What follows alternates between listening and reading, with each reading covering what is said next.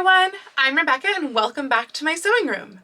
I am super excited today because I have some wonderful new things to share with you from eBay. This video was made possible today by the seller, Pierre Moonswear, who offered me a wonderful arrangement for a fantastic price on these pieces. I had actually already purchased one of the two pieces in here because yes, there are two different pieces in here. And then they listed a second one and brought my attention to that one. And it was more than I wanted to spend, but I just couldn't say no. So I asked them if they would be able to work with me in exchange for doing this video, and they were. So I'm incredibly grateful. Please definitely go check out Pierre Moonswear. The link is down below in the description, and I have both their eBay shop and their Instagram linked below. So definitely go check them out. Again, this was a fantastic find, and I'm so excited to share this with you.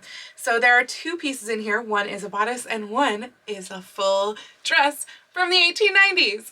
So let's go ahead and dive right in and take a look at these wonderful treasures. Okay, let's start out by seeing if I can get the box open without any scissors, because that is always my preference.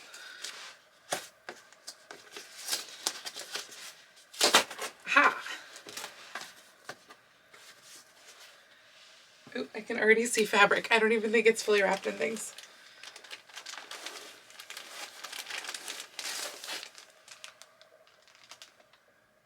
Is there extra in here? I swear there's something that I don't recognize. Did he give me extra? Okay. Let's start pulling things out and see what all is in here. Okay, let's carefully see what all we have in here. So I'm opening this separate package first.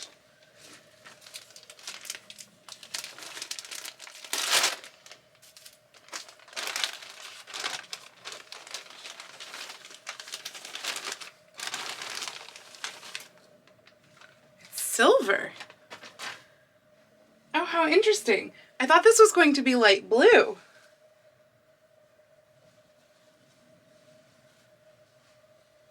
Oh, it's very pretty. Okay, I'm going to put this down on the table so that we can look more at this, but let me pull what's in the box out as well. This makes me nervous because it's not like in a bag.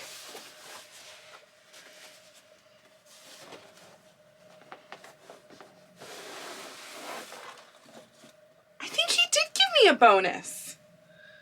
I don't recognize this at all. This wasn't part of the...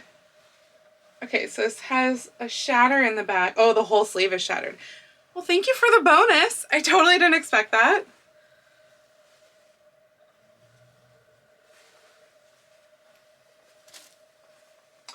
Oh, wow. Okay, I don't think you can see that very well. We'll go into that in more detail. The trimming on that is really cool. Okay, and now we have another wrapped package. And that is probably the dress. Okay, that's everything. There's more in here than I anticipated. Cut the tape on this. Okay.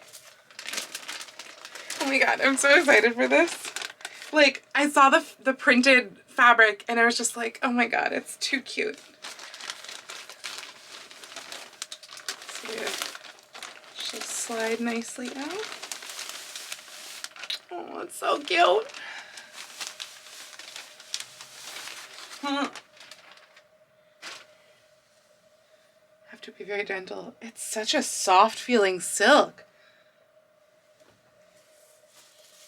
It feels like fresh, like nice. I just have to show you the pattern before we get into it. But okay, now let's go ahead. Oh my gosh, there's so much here. I need a bigger table. Let's go ahead and take a look at these individually. And if this is too much, this might turn into two videos. So we'll see. Oh my gosh, look at all this. So this is the dress that I fell in love with and that Pierre Moonswear was so kind to lower the price on for me. This was the bodice that I originally ordered, and then this is bonus bodice. So let's take a look at all of these. I want to start with the dress first because that is what I'm most excited about. So I'm going to move the others out of the way for now and we'll take a look at the dress. All right, let's take a look at this skirt first. Well, the hem tape is certainly in a rough condition, which I believe. I mean, I wonder how often hem tape had to be changed out because it drags all over the ground. Oh, she's pretty short. I mean, it makes sense. Like, most of the stuff that exists because of survivor bias, and therefore it's too small for people. Now, in the listing, one of the things that was mentioned was that the skirt was an entirely different size than the bodice, which I find interesting. And actually, it looks like, sure enough, this skirt has been taken in with a really weird, just like super rough, I don't know, hand-sewn tuck type thing. It's been taken in about probably 2.5 inches. I swear this skirt is randomly gathered all around. And so I actually can't tell what part's the front of the skirt, because normally the front will be a flat part, but it's so random the way that it's gathered and or pleated. This part has like a giant tuck in it. I don't know whether, I mean, the waistband looks quite old, as do the hooks and bars, but it almost seems like it's been set on a new waistband and the randomness just was like put on randomly. I think this is the front. What I can tell here before I even lay out the full thing is that it appears to be fully, probably flatlined in a polished cotton, and the exterior is a very lightweight feeling silk. Now there are some holes. There are some larger ones over here. There's one right here in the middle of this flower and up at the waistband, and then some larger holes and discoloration over here. But it's a very, very just light, it's so smooth, so soft, and I love the pattern. It's so cute. Okay, let me try and figure out how this is arranged. It's so cute. Well, I ruined my nail polish just now because I was trying to open the snap by not putting any pressure whatsoever on the fabric, so I literally put my fingernail between there, so oh well. But I did get this snap open. I do wonder if the snap is original or if it was added later. I know snaps do date back to this era, but you don't often see them.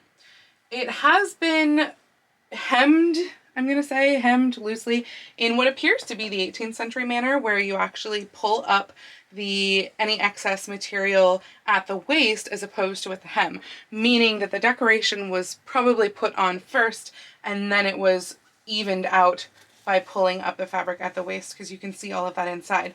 Now, some of it has been overcast by hand in the front and other parts haven't. So this part has a big running stitch to adhere it to the lining fabric, but this part has nothing at all. So we have selvage seams on this piece here, which is the piece that is the flattest. But again, I don't know what's front and what's back on this skirt. The measurements in the listing said 30 inches. I haven't measured it yet, but I do wonder if that's with these little tucks added. It's interesting that it was actually taken in and not let out. So I'm really intrigued to go look at the bodice and see whether the bodice is the larger or the smaller, or if really this waistband has just been changed a whole bunch of times over the years. This almost looks like something you would do in a theater setting where you would just like really roughly take it in for someone else so that you can let it back out. But let's take a closer look at what's going on down by the hem inside, since we've already taken about, I feel like, as much look as we can up at the top. By the way, I am not seeing any pockets, if that is something you are curious about. So unfortunately no pockets in this one. So looking at the hem here, we have 3 layers of trim. Now some of this trim is coming off, so I have to be very careful with it. It's cut on the bias. All 3 of these are cut on the bias. We have 2 ruffles and then one that's kind of shirred. And the shirred one, it's fully folded over so that the laps come together under the stitching. You can't actually see any raw edges in here. So they've done that really very nicely. and it's just stitched down with a single running stitch. This first ruffle, the hem is just turned up and then turned up again, and there's a running stitch, but then it's also got tiny, tiny little whip stitches that are holding that hem in place. The top part is folded over, and you can just see the raw edge down here. That edge has not been finished. It's just been tucked under, and it's been kept so nice and secure that it really doesn't matter. Probably the same thing is going on over here. Yes, we've got tiny whip stitches again, the running stitch, and so it was folded down. This makes total sense, but it was folded over and actually incorporated. The top part that was folded over is actually incorporated in the gathering stitch. So taking a look inside,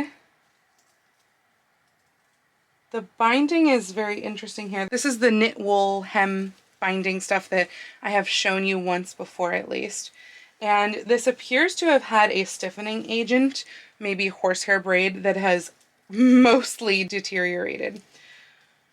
That used to be hidden at least partially by a facing of the polished cotton, but this has also come off probably as this has deteriorated and the stitches haven't been able to adhere to anything.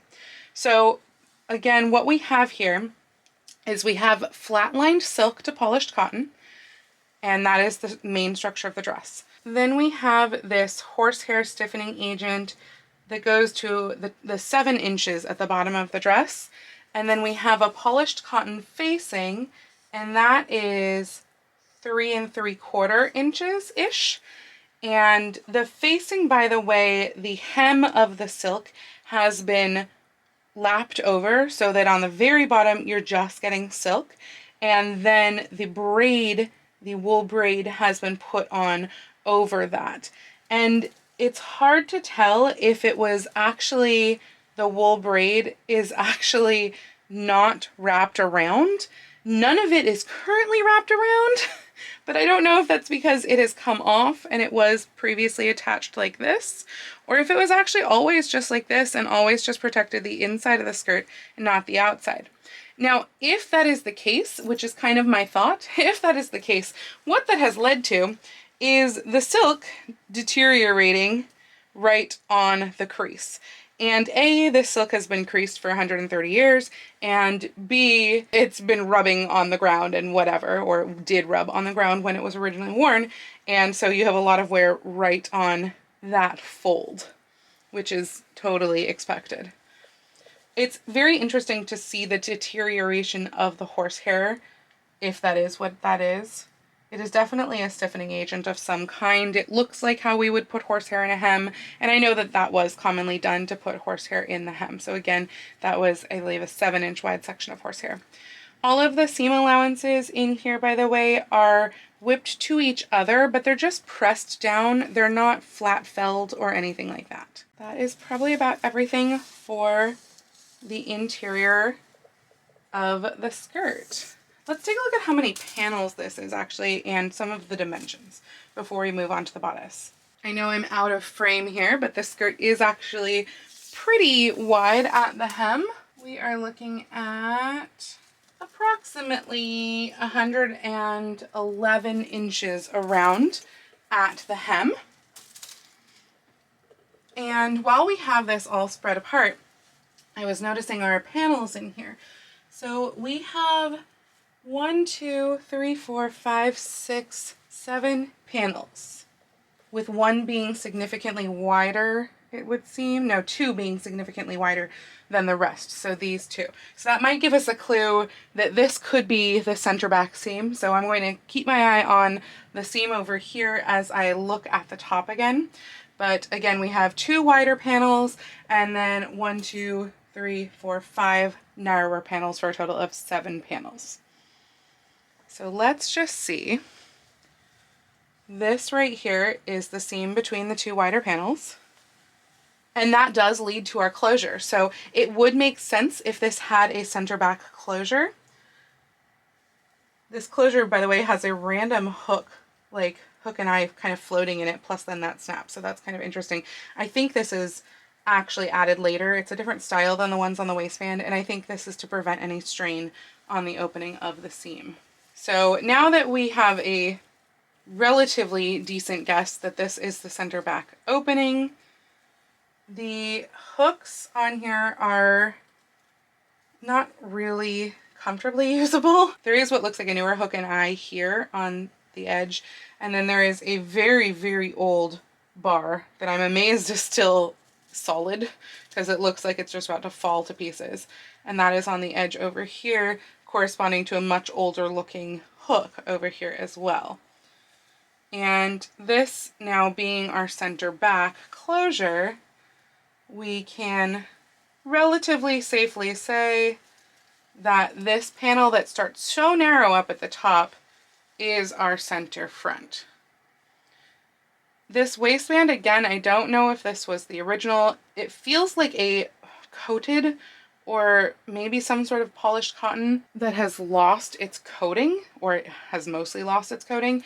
And this is just put on with a very large running stitch. So it's a piece that's folded over and put on over the top of the skirt. So again, I don't know that this would have been original, but it's certainly old. Keeping that hook currently set in mind, and with those large tucks, which are on, I guess, both sides, but done differently, of the skirt, we're looking at a waist measurement of about 26 inches. Now let's take a deep dive look at the skirt in close-up detail.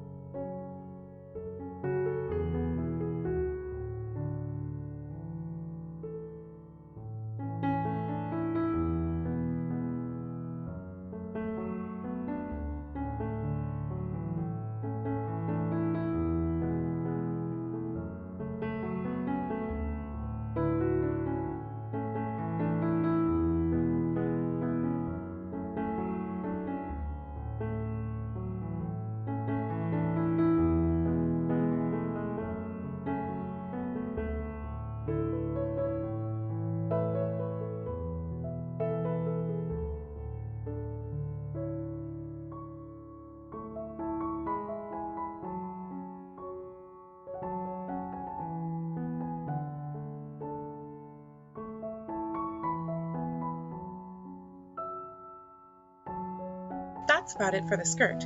Now let's move on to the bodice.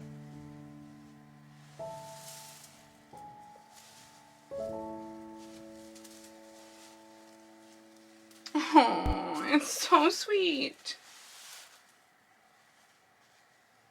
Oh, she's got a really big tear right here in the center, so we have to be very gentle. Oh, I did just realize that I didn't take a length measurement for you on the skirt, so I will do that when I'm taking more measurements. Look at those sleeves! Oh my gosh! Oh wow, they don't feel like they're lined or anything. Not even, it doesn't even feel like they're lined with cotton. They are so light. Oh my gosh. Those sleeves are really just fabulous. Look at those sleeves. Oh, that's fun. That is so fun. I love the trim here on this sleeve. I don't even know how they did that.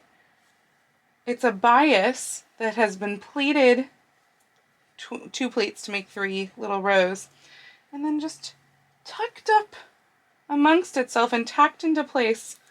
And it's so freaking cute. The sleeve splits right here, probably to allow the hand to get in. So I would imagine that this is quite narrow right at the wrist. It does feel very narrow. I mean, you can see I have 4 fingers in here right now, and this sleeve would not be able to fit any farther over my hand than here. So it is very, very small. I'll take a measurement in a bit. There are, again, more holes, some discoloration as well, a lot of really tiny pinholes. So I'm going to be very, very careful with this. And then the interesting thing is that some of the holes seem to have really gone for certain elements of the fabric. For example, this hole is directly on a polka dot. This hole is directly on a flower. There was one on the skirt directly on a flower. In fact, there's 2 here directly on flowers, and 1 over here as well.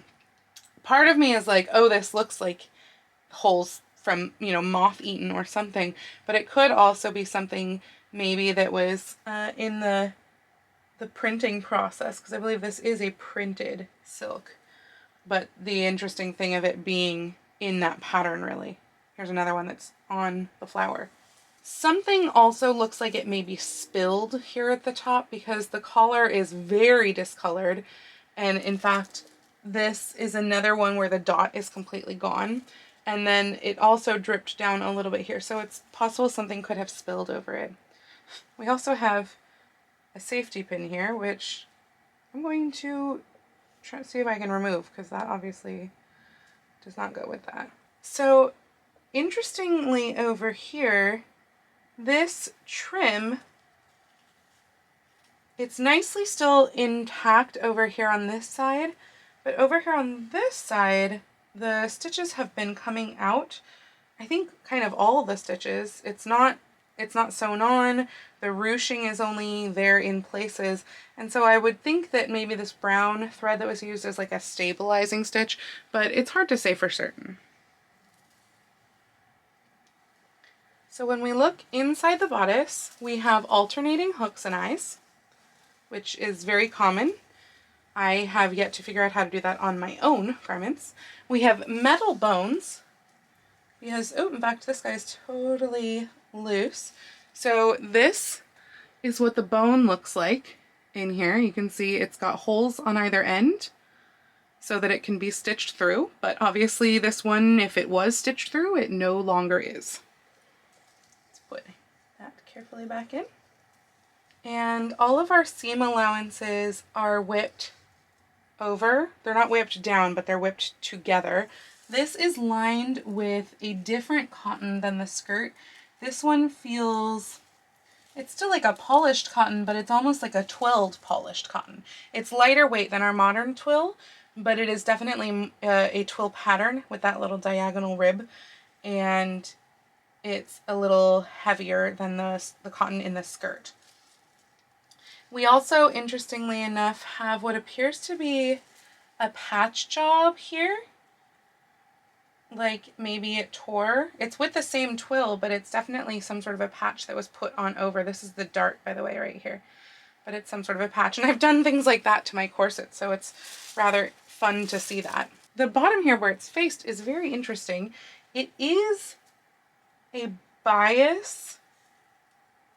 And you know what, now that I said faced, I don't think it is faced. It's bias strips, and it's 2 of them that are put down and then overlapped right here in the center. But it also has a sort of a horsehair braid type item in the inside to keep it nicely structured. I've never seen that before in a bodice, so that's very interesting to see. And you can see actually that they notched their curves as they went around with this bias. And in most places it's still sewn down with very tiny little stitches, but this side has almost fully come undone. So definitely there's a lot more wear to the left-hand side of this bodice than to the right-hand side of the bodice. There is also a sort of twill waist stay. Oh, and in fact, it's entirely possible, actually, this isn't a patch. This was the other side of this twill waist stay. That said, it is no longer. It has torn off. And that's just a raw edge now, but it would have looked like this, but with the hooks on this side. And we have a lot of boning in this bodice. There's bones in the darts, and there's one dart on either side, and then there's 1, 2, 3, 4, 5, 6, 7, 8, 9 additional boning for a total of 11 pieces of boning in this bodice. So it is quite heavily boned, nicely structured, and again, those are flat steel metal bones. So this edge over here of the silk is selvage, and there's just a little bit of it that's coming over the edge of the twill. Over here by the hooks and eyes, it's very interesting. This is also torn, so we already noticed that the silk was torn on the outside, but the lining, the twill or whatever cotton, is also torn. So we have a tear going all the way up here, and that fabric was originally going right over by the hooks and eyes, so it would have come in right here. And they've just, whoever has maybe fixed or stabilized this in the past, just left this really just raw, but over here they've tacked it down, probably so that there would be a little bit more safety or something here with the hooks and eyes. But originally this actually had a selvage edge, which was flipped over underneath and was hidden really underneath between the silk and the cotton. So that is very interesting. And then the hooks placed on top of that, and the selvage of the polka dot of the silk pulled over the edge. Over here on this side though, it's probably doing the same thing on the inside, but the silk is not pulled over the edge. The silk is actually tucked inside and then just stitched down there. My guess is this probably used to be stitched as well, but now we just have stitches there and there. Oh, I just love these sleeves. So I wanted to take a closer look at the sleeve. So, okay, so what's going on is that there is a fitted sleeve inside out of the cotton, and that is the same cotton as the skirt, not the bodice. So here we have our plain weave, not our twilled weave, the lighter weight, and that is a completely fitted lining. I don't feel any gathers at all. Yeah, no gathers. It's completely fitted lining that goes down to the bottom of the sleeve. All of this silk though, this isn't supported by any other layer. This is just the silk being free, and then the sleeve is all the way down here being fitted within that. So we've got a wonderfully wide silk sleeve that's really just fantastic. And on the inside, they do come together down at the end. The silk is pulled over about 1 inch and then stitched down on the inside of the sleeve. I just want to count up the amount of pieces in here because there are very many very narrow pieces. So we have the 2 center back pieces with a seam down the middle, and then a side back or a side center back, an actual side back, a front side, and a front. So 1, 2, 3, 4, 5 pieces per side as far as the lining goes. Let's take a look at the exterior because I think it might be fairly different.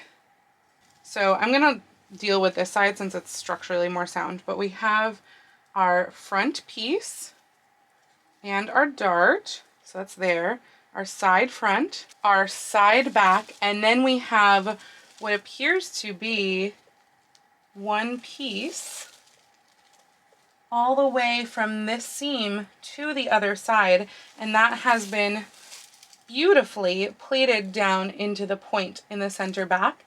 I don't see any seam here at all. So yeah, our silk is all one piece in the back other than this little side back, whereas the interior had 4 additional pieces in this area. And I love this ruched bit. This appears to have been constructed the exact same way as on the skirt, the ruched part on the skirt, except that this was stitched down and ruched with 2 rows of stitches as opposed to the 1 that is on the skirt. But again, this was folded over both sides, caught within the ruching, and then stitched down. Oh, it's so cute. Let's see if we can take a few measurements. Now, obviously, because of the tears over here, I'm not going to actually do up any hooks and eyes because I don't want to put any pressure whatsoever. So I'm just going to put them approximately where they go. There's no closures on the collar, by the way, which is interesting. So waist-wise, it is a little bit smaller than the skirt.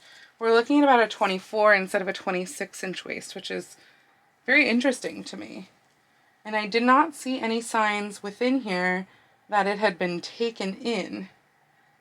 And particularly because the skirt has those really large, really rough tucks where it has been taken in. So the skirt was actually larger than 26 inches. It was probably more like 30 or more inches. It's really fascinating that the bodice was able to survive this long with the skirt, or I guess really that the skirt was able to maintain itself with the bodice, because since they're different sizes and the skirt is larger and has a plethora of fabric available to be made into other things, that's why you don't see as many skirts, because skirts were made into other things. They don't tend to survive, and they don't tend to stay with their partner, with the bodice, especially if they're fitting different sizes. That's particularly interesting because it's, you know, they could have been used in a theatrical setting and the skirt could have gone one way, the bodice could have gone another because they're different sizes. So it's really wonderful that the skirt still exists with the bodice. Let's take a quick look at the bust measurement. Bust measurement looks like it's just about 30 inches. So we have 24 and 30 on the bodice. The length of the skirt, by the way, I did measure it. The center back was 38.5 inches. So she's fairly small. She is unfortunately going to be too small to fit my dress form. So I really need a tiny dress form so that I can display all of these wonderful pieces. We're going to take a closer look at the bodice now, zooming in to see all the details on both the outside and the inside.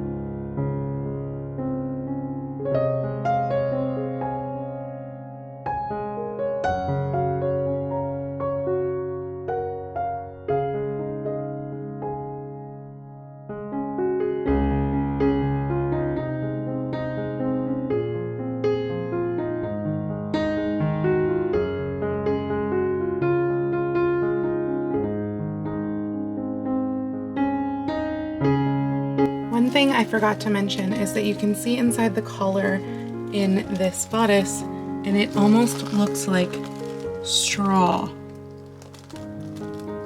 Pretty crazy.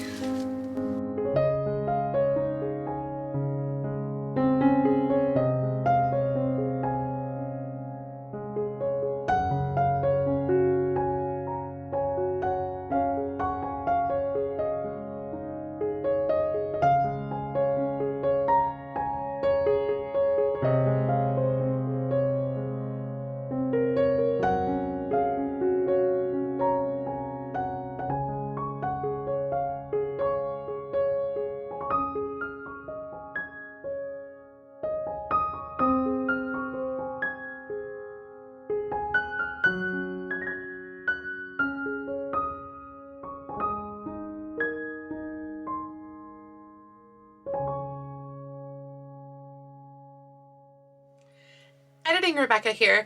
That was so cool to look at, and there is more in this box, But this video has already been going on for about a half hour, and I just feel like it might be better to spread this into 2 videos. So I'm going to be doing a bonus video in a couple weeks that will include the rest of this package from Pierre Moonswear. Again, thank you so much to Pierre Moonswear for giving me this great deal on these amazing pieces and for throwing in the bonus piece. So if you come back to watch that video, you will be seeing the light blue silvery one that I showed you at the very beginning of this video, as well as the bonus bodice. So please do make sure to come back for that video. I really hope that you enjoyed this video though. If you did like it, please go ahead and click the thumbs up icon. And if you'd like to see more videos like this from me, please go ahead and click subscribe and the little bell icon to be notified every time I post a video. I do post videos here on YouTube twice a week, with my sewing vlogs on Tuesdays and my regular content coming out on Fridays, but I post every day over on Instagram. So please go follow me on Instagram. That's at Lady Rebecca Fashions. And if you would like to support me and my eBay habits and everything else that I do on this channel, I do have a link to my Ko-fi account down below. Once again, thank you so much for joining me for this video. I do hope you enjoyed it. Have a wonderful week, and I will see you very soon in my next video. Happy sewing!